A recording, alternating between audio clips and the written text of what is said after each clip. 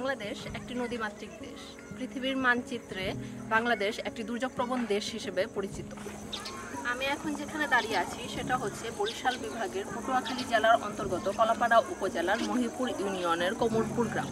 প্রায় 4000 লোকের বসবাস এই গ্রামে। এই গ্রামের বেশিরভাগ মানুষই জেলে এবং দিনমজুর।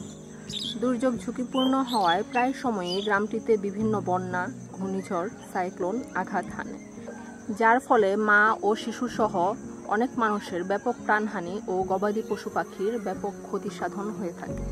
গ্রামটিতে 4 কিলোমিটারের মধ্যে কোনো আশ্রয়কেন্দ্র নেই, যার ফলে এলাকার মানুষের পক্ষে গবাদি পশু পাখি সহ দূরের আশ্রয়কেন্দ্রগুলোতে যাওয়া সম্ভব হয় না।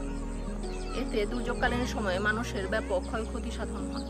মানুষের জানমালের ঝুঁকি কমিয়ে আনার লক্ষ্যে নেইবার্স বাংলাদেশ, নেইবার্স জাপানের সহযোগিতায় এবং জাপান মোফার আর্থিক সহায়তায় আনুমানিক প্রায় 4 কোটি টাকা ব্যয়ে মাল্টিপারপাস মডেল সাইক্লোন শেল্টার ও ক্যাটেল শেল্টার নির্মাণ করেছে। শেল্টারটির মোট আয়তন 10,300 বর্গফুট। দুর্যোগকালীন সময়ে শেল্টারটিতে 700 এর অধিক লোক এবং 400 এর অধিক গবাদি পশু পাখি আশ্রয় নিতে পারবে।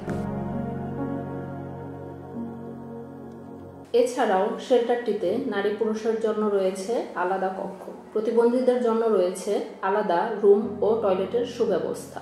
এছাড়াও রয়েছে জরুরি অপসারণ সিঁড়ি, আগুন নেভানোর জন্য অগ্নি নির্বাপক, উচ্চ ক্ষমতা সম্পন্ন সোলার সিস্টেম, বজ্র নিরোধক দণ্ড ও ঘূর্ণিঝড় সংকেত সতর্কীকরণের জন্য সাইরেন।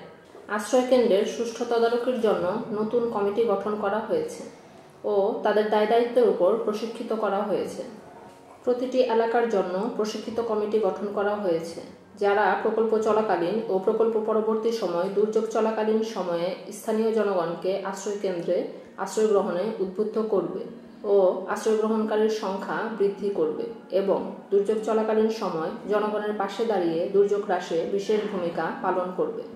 এই মাল্টিপারপাস সাইক্লোন শেল্টার এবং ক্যাটেল শেল্টারটি দুর্যোগকালীন সময়ে আশ্রয়কেন্দ্র হিসেবে এবং সারা বছর মাদ্রাসা হিসেবে ব্যবহারের সাথে সাথে বিভিন্ন সামাজিক কার্যকলাপে অংশগ্রহণের মাধ্যমে সরকারের দুর্যোগ পরিকল্পনা ও ব্যবস্থাপনায় গুরুত্বপূর্ণ ভূমিকা রাখবে বলে আমরা আশা করি।